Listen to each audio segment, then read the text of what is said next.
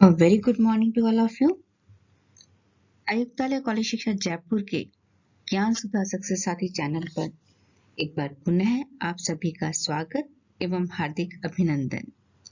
मैं doctor Vineeta Srivastava, SMB government PG college Nathdwara से, और हमारे आज के सत्र का टॉपिक है डायन शिकार प्रथा। यह भारत के ग्रामीण क्षेत्रों में प्रचलित एक बहुत ही भयावह प्रथा है, जिसके अंतर्गत कमजोर वर्ग के लोगों को, विशेष तौर से महिलाओं को शिकार बनाया जाता है कुछ वेस्टेड इंटरेस्ट के लिए, जिसके बारे में हम डिटेल में जानकारी प्राप्त करेंगे। यूपीएससी सिविल सेवा परीक्षा के सामान्य अध्ययन पेपर के अंतर्गत डायन शिकार प्रथा एक बहुत ही महत्वपूर्ण टॉपिक है, विशेष तौर से वहां जहां समाज वर्तमान मुद्दों, सामाजिक मुद्दों, सामाजिक समस्याओं, मानदंडों, परंपराओं, मूल्यों और विश्वासों तथा सामाजिक कल्याण के लिए नीति इत्यादि से सारोकार है, वहां डायन शिकार प्रथा एक बहुत ही महत्वपूर्ण टॉपिक है। डायन शिकार प्रथा एक जटिल प्रथा है, जिसके बारे में एक विस्तृत समझ बनाने के लिए मैंने 3 सत्रों को नियोजित किया है। ये वीडियो अर्थात डायन प्रथा भाग 1 में हम निम्नलिखित पहलुओं पर जानकारी साझा करेंगे। समस्या की गंभीरता और उसके गंभीर परिणामों को देखेंगे, कानूनी दायरे का संक्षेप में विवेचन करेंगे, अवधारणा, पृष्ठभूमि और वास्तविकता को भी जानेंगे, और साथ ही डायन शिकार से निपटने वाली विभिन्न संस्थाओं की अपेक्षित भूमिका और वास्तविक स्थिति के विषय में भी समीक्षा करेंगे, जिसके अंतर्गत हम विशेष तौर से एनजीओ, पंचायत, पुलिस, न्यायपालिका और मीडिया के बारे में बात करेंगे। डायन शिकार प्रथा भाग 2 के अंतर्गत हम निम्नलिखित बिंदुओं के बारे में जानकारी साझा करेंगे। राष्ट्रीय स्तर से लेकर लोकल लेवल तक जो कानूनी परिदृश्य हमारे सामने है, उसके बारे में जानकारी हासिल करेंगे। डायन शिकार से निपटने वाली विभिन्न संस्थाओं की भूमिका और वास्तविक प्रथाओं के विषय में समीक्षा करते हुए हम निष्कर्षों और सुझावों पर बात करेंगे, और साथ ही अंत में कुछ प्रश्न व जिज्ञासाओं को भी लेंगे। डायन शिकार प्रथा भाग 3 के अंतर्गत हम राजस्थान के विशेष संदर्भ में जो कानून उपलब्ध हैं, उनके विषय में जानकारी हासिल करेंगे। राजस्थान के विशेष संदर्भ में कानूनी अधिकार क्या है, राजस्थान डायन शिकार निवारण अधिनियम 2015 क्या है और किस तरह से डायन शिकार प्रथा के निराकरण की बात करता है, उसके बारे में हम अपनी समझ बनाएंगे। राजस्थान डायन शिकार निवारण रोकथाम नियम 2016 में आए थे, उनके विषय में भी जानकारी हासिल करेंगे, और कुछ प्रश्न और जिज्ञासाओं के साथ अपने डिस्कशन को विराम देंगे।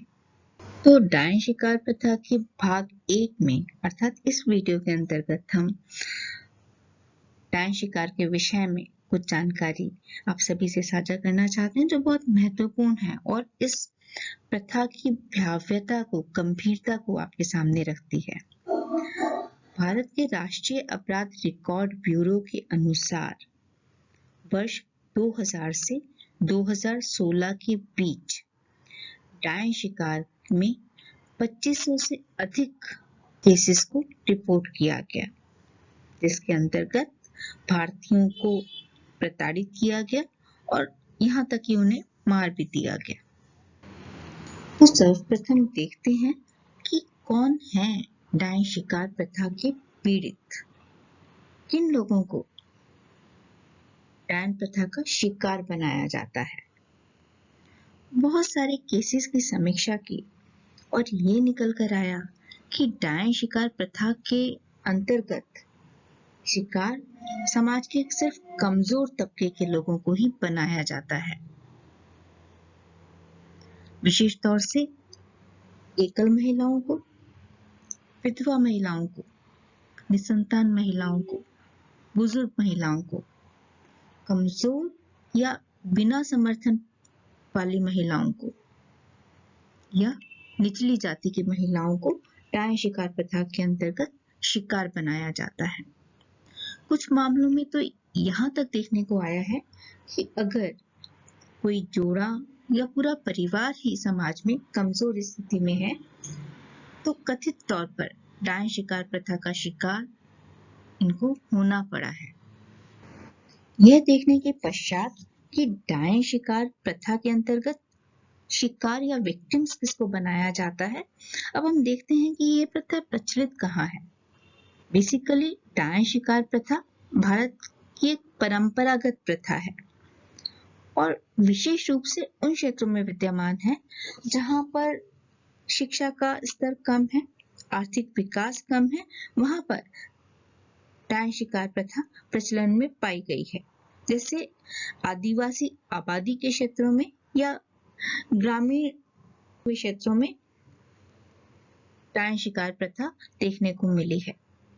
डायन शिकार की घटनाएं भारत के 12 राज्यों में प्रमुख रूप से प्रचलित हैं और इन राज्यों में शामिल हैं असम, बिहार, छत्तीसगढ़, गुजरात, हरियाणा, झारखंड, मध्य प्रदेश, महाराष्ट्र, उड़ीसा, राजस्थान, उत्तर प्रदेश और पश्चिम बंगाल। ऐसा नहीं है कि ये प्रथा विदेशों में नहीं पाई जाती है, भारत के बाहर नहीं पाई जाती है। बहुत से ऐसे देश हैं जहां पर डायन शिकार प्रथा प्रचलन में है, लेकिन इस वीडियो में हम भारत के विशेष संदर्भ में ही बात कर रहे हैं। भारत के आदिवासी और ग्रामीण क्षेत्रों में यह देखा गया है कि यदि कोई महामारी होती है या अकाल होता है जो जानवरों के साथ साथ मनुष्यों की भी मृत्यु का कारण बन जाता है, तो समाज के सबसे कमजोर लोगों पर जादू टोना और फिर हिंसा का आरोप लगाया जाता है। कई बार बढ़ती मृत्यु दर और मलेरिया, टाइफाइड और हैजा के कारण होने वाली मौतों के लिए भी किसी महिला को डायन करार देना एक सुविधाजनक स्पष्टीकरण बन जाता है। जो लोग महिलाओं को डाकन या डायन के रूप में ब्रांड करते हैं, वे महिलाओं पर दोष मढ़ने के लिए पितृसत्ता पर बने गहरे अंधविश्वासों और प्रणालियों को आधार बनाते हैं व इसका फायदा उठाते हैं। और शिक्षा की कमी, जागरूकता, निरक्षरता और जाति व्यवस्था की व्यापकता ने डायन प्रथा के अंतर्गत हिंसा को और ज्यादा बढ़ावा दिया है। अगर हम कानूनी परिदृश्य की समीक्षा करें तो हमें पता चलता है कि अधिकांश राज्य जादू टोना को हत्या के मकसद के रूप में नहीं बताते हैं और अभी तक महाराष्ट्र और कुछ राज्यों में डायन शिकार प्रथा के खिलाफ कोई विशेष कानून नहीं बनाया गया है। कोई विशिष्ट और विशेष राष्ट्रीय स्तर का कानून भी नहीं है जो डायन शिकार प्रथा को दंडित करता हो। इसलिए विधायी कार्रवाई के लिए भारतीय दंड संहिता 1860 के तहत विभिन्न प्रावधानों और धाराओं को ही लागू किया जा सकता है। अलग अलग राज्य हालांकि अलग अलग कानून लेकर आए हैं। राजस्थान महिला समूह पिछले 20 वर्षों से डायन शिकार प्रथा की रोकथाम के लिए लड़ रहे थे और आखिरकार राजस्थान में अप्रैल 2015 में एक कानून बना, राजस्थान डायन शिकार निवारण अधिनियम 2015, और राजस्थान ऐसा कानून बनाने वाला भारत का 5वां राज्य बन गया। तो अब हम जानते हैं डायन शिकार प्रथा की अवधारणा के बारे में। अवधारणा मतलब विभिन्न धारणाओं का विवेचन। तो सबसे पहले देखते हैं मैरियम वेबस्टर द्वारा डायन शिकार की परिभाषा ये कहती है कि जादू टोने के आरोपी व्यक्तियों की उत्पीड़न के लिए तलाश विच हंटिंग या डायन शिकार है। पेपर पुनः देखें तो जादू टोने के आरोपी व्यक्तियों की, जिन पे आपने आरोप लगा दिया कि इन्होंने जादू टोना किया है, उनको आइडेंटिफाई किया और उनको परेशान करने की कोशिश के लिए जो तलाश की जाती है उसे विच हंटिंग कहा जाता है। मैरियम वेबस्टर की परिभाषा के अनुसार कॉलिंग्स अंग्रेजी शब्दकोश में भी विच हंटिंग या डायन शिकार को परिभाषित किया गया है और इसके अनुसार एक विच हंट उन लोगों को, आमतौर पर कमजोर वर्ग के लोगों के एक विशेष समूह को खोजने और दंडित करने का एक प्रयास है जिन्हें किसी चीज के लिए दोषी ठहराया जा रहा है, अक्सर लोगों की राय के कारण, इसलिए नहीं कि उन्होंने वास्तव में कुछ भी गलत किया है। आप समझ रहे हैं ना? अगर भारत में या किसी भी देश में दंडित करने का अधिकार है तो वो किसको है? वो राज्य को है। और राज्य दंडित कैसे करता है? जो भी कानून बनते हैं उसके अनुसार करता है। लेकिन विच हंटिंग प्रथा के अंतर्गत क्या किया जाता है?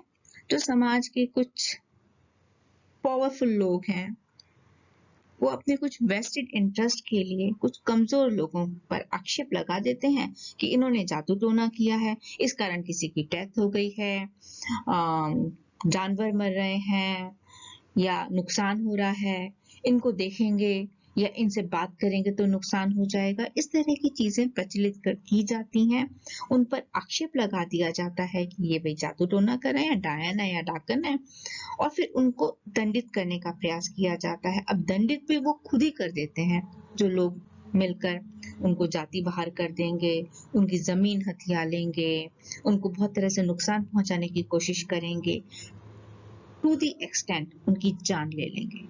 ये है डायन शिकार प्रथा। जादू टोने के बारे में अगर बात करें तो जादू टोना क्या है? जादुई क्षमताओं में विश्वास और अभ्यास है, और जिसके पास यह है उसे डायन, चुड़ैल या जादूगर कहा जाता है। जादू टोना जिसका कोई साइंटिफिक बेसिस नहीं है, इस तरह की प्रक्रियाओं को कोई लॉजिकल एनालिसिस नहीं है, उस तरह की चीजों को जादू टोना कहा जाता है। जैसा कि शब्द का प्रयोग नकारात्मक अर्थ में किया जाता है, इसलिए जादू टोने से जुड़े लोगों को संदेह की दृष्टि से देखा जाता है और वे सामाजिक रूप से कम स्वीकार्य होते हैं। कुछ प्रोफेशनल जादूगर होते हैं जो लोगों का एंटरटेनमेंट करते हैं और उससे अपनी आजीविका कमाते हैं। उस कैटेगरी को अगर अलग रख दिया जाए तो किसी भी व्यक्ति को जो कमजोर स्थिति में उसको डायन या डाकन कह दिया जाता है और उसको संदेह की दृष्टि से देखा जाता है, उसको आरोपित किया जाता है और उसके बाद उसको नुकसान पहुंचाने की कोशिश की जाती है। मूल रूप से डायन शिकार प्रथा एक दुष्ट प्रथा है जहां महिलाओं को हानिकारक प्रभाव पैदा करने का आरोप लगाया जाता है। उन्हें ओझा, जिसे डायन डॉक्टर या तांत्रिक भी कहा जाता है, या समुदाय के लोगों द्वारा डायन या चुड़ैलों के नाम से ब्रांडेड किया जाता है और उसके बाद उन्हें विभिन्न प्रकार के जघन्य अत्याचारों का शिकार बनाया जाता है, जैसे कि उन्हें भगाना, धक्के मारना, बाल हटा देना, गंजा कर देना, कोड़े मारना, दागना, जलाना, निर्वस्त्र करना व घर व जायदाद से बेदखल कर देना इत्यादि इत्यादि कई तरह के जघन्य अपराधों को इस प्रथा के तहत अंजाम दिया जाता है। कुछ मामलों में तो पीड़ितों और उनके बच्चों को सामाजिक रूप से बहिष्कृत कर दिया जाता है और यहाँ तक कि उन्हें मौत के घाट उतार दिया जाता है। डायन होने का आरोप लगने वाली महिलाओं को विभिन्न नामों से पुकारा जाता है, जैसे डायन, डाकन, बेटा खौकी या पुत्र भक्षक, आदम खौकी यानी आदमी खाने वाली, भूतनी इत्यादि। इस प्रकार डायन शिकार में शारीरिक और मौखिक दोनों तरह के दुर्व्यवहार शामिल हैं। वास्तविक तथ्य क्या है? क्या डायन होती है या नहीं?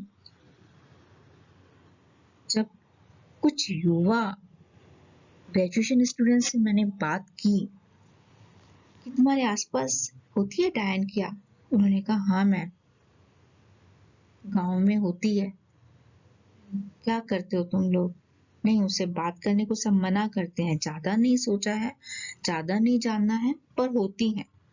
ये आज के युवा मनो से निकलकर जो चीज आई है वो आपसे साझा कर रही हूं मैं।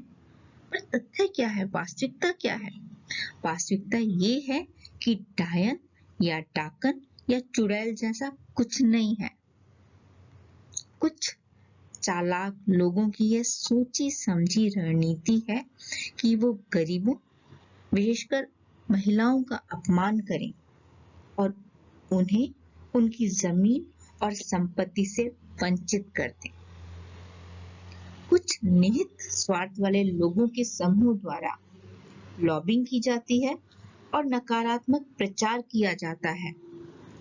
फला व्यक्ति या महिला डायन है, उसे अकेला कर दो। अकेला करोगे तो फिर उस पे अत्याचार करना या उसकी जमीन हथियाना या उसको नुकसान पहुंचाना आसान हो जाएगा। इसलिए निहित स्वार्थों के तहत कुछ लोग लॉबिंग और नकारात्मक प्रचार द्वारा डायन शिकार की प्रथा को अंजाम देते हैं, चालू करते हैं।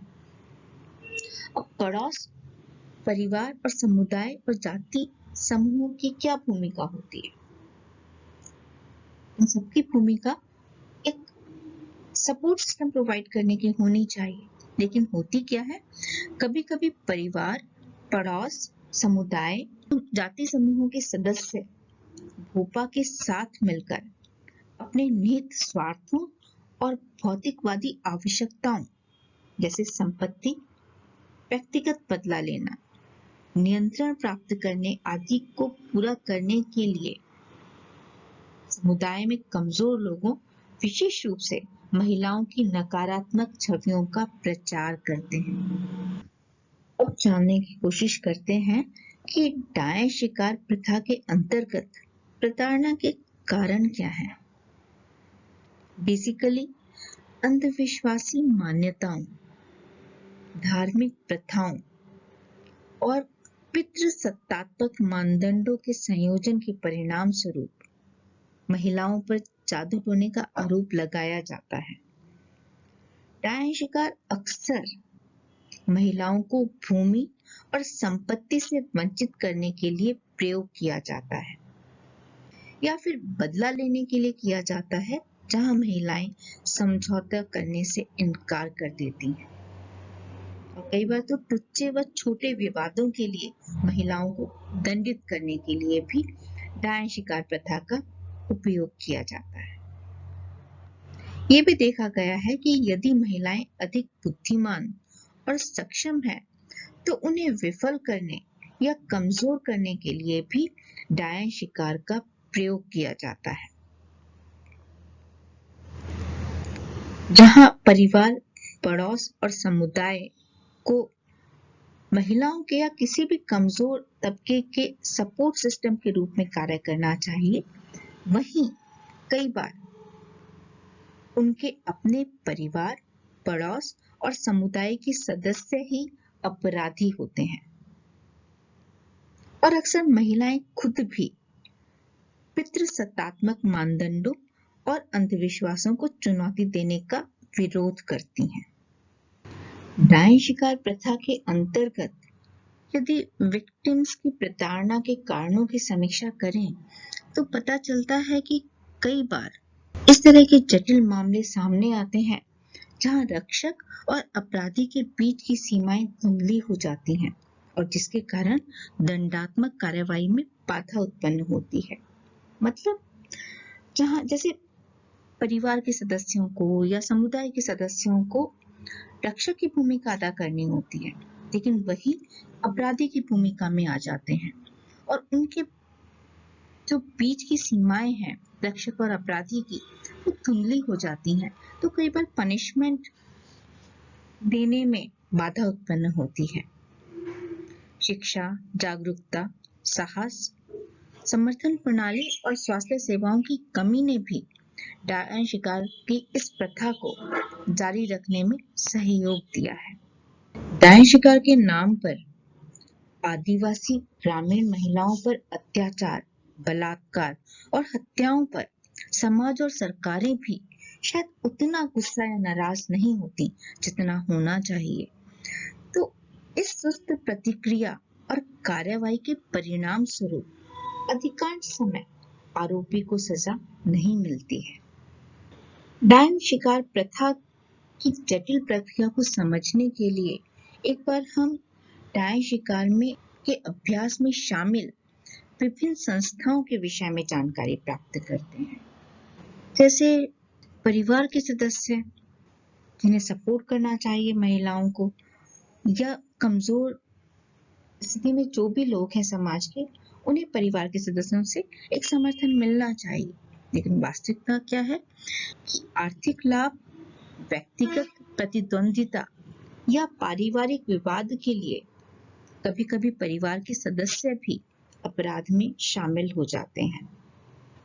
और कई बार ये भी होता है कि वो निर्दोष हैं और खुद भी डायन शिकार प्रथा के शिकार हो गए हैं। आस पड़ोस के लोगों को देखो तो पीड़ितों की भूमि या संपत्ति के अतिक्रमण के लिए वो अपराध में शामिल हो सकते हैं। और ऐसा भी हो सकता है कि वो निर्दोष हैं, लेकिन पीड़ितों के खिलाफ जो नकारात्मक प्रचार किया जा रहा है कि भाई ये डायन, इनसे बात करोगे तो नुकसान हो जाएगा, वो उस पर विश्वास कर लेते हैं।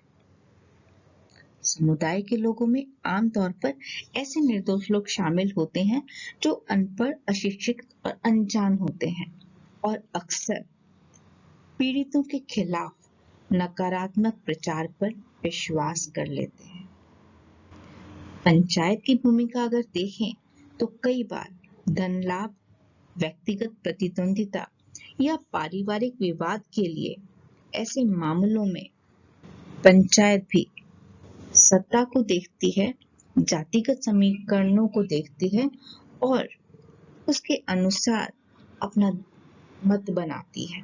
ऐसी प्रथा है जिसमें मानसिक, शारीरिक सब तरह की हिंसा की जा रही है, टू द एक्सटेंट मर्डर्स भी किए जा रहे हैं। लेकिन बहुत स्ट्रिक्ट कानून हमारे देश में डायन शिकार प्रथा के निराकरण के लिए नहीं है। देखें तो राष्ट्रीय स्तर पर तो कोई कानून है ही नहीं। कुछ राज्यों में अपराध को नियंत्रित करने के लिए कानून आए हैं, लेकिन कई राज्य ऐसे हैं जहां पर अभी भी कोई विशिष्ट कानून डायन शिकार प्रथा को लेकर नहीं है। इन राज्यों में कानून आ गए हैं, वहां पर कानून अप्रभावी हैं या कानूनों का क्रियान्वयन इतना अच्छा नहीं है कि वो इस प्रथा को पूरी तरह से नियंत्रित कर पाए।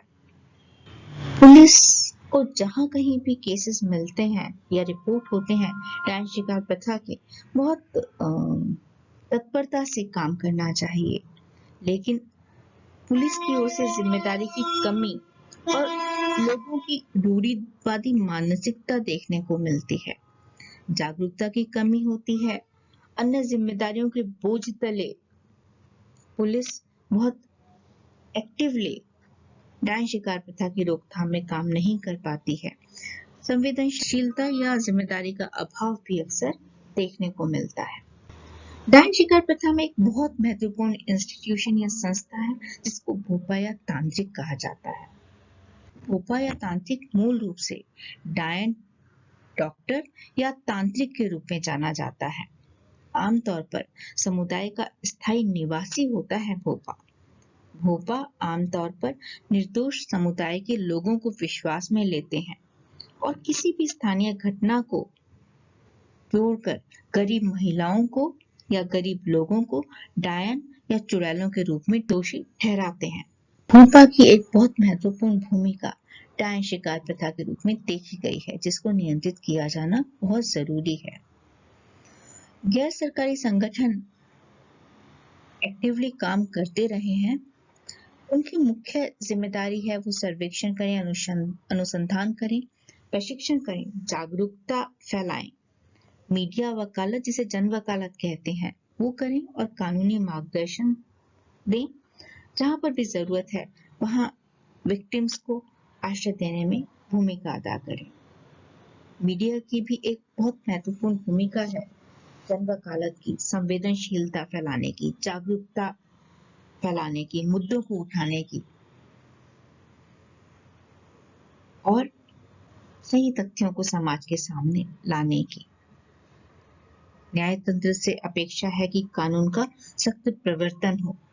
राष्ट्रीय स्तर के कानून की आवश्यकता है और अंतर्राष्ट्रीय स्तर पर भी कुछ कानून हैं, कुछ लीगल इंस्ट्रूमेंट्स हैं जिनका प्रयोग किया जा सकता है डायन शिकार प्रथा की रोकथाम के लिए, जैसे UNHR, United Nations human rights convention for elimination of all kinds of discrimination against women.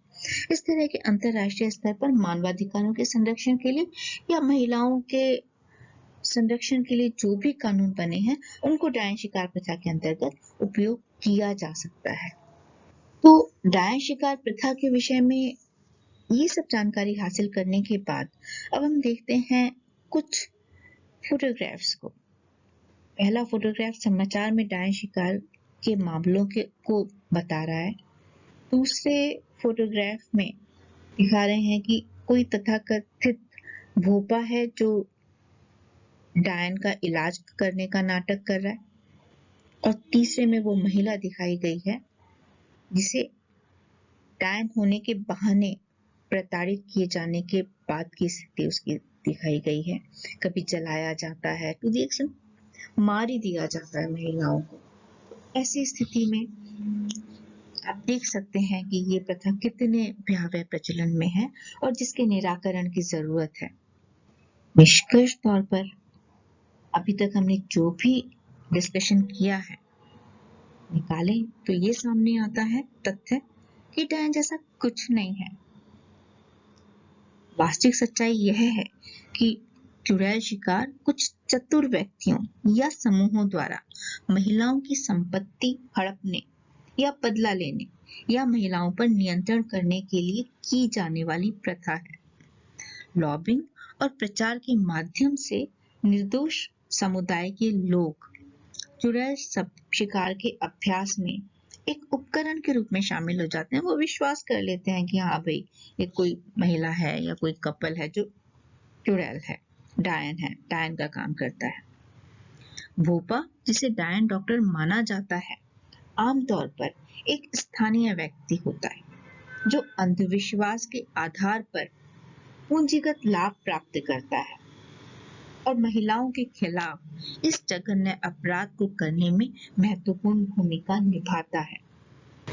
भोपा अगर गांव के इनोसेंट लोगों को कह देगा कि ये डायन है तो लोग उस पर विश्वास करते हैं।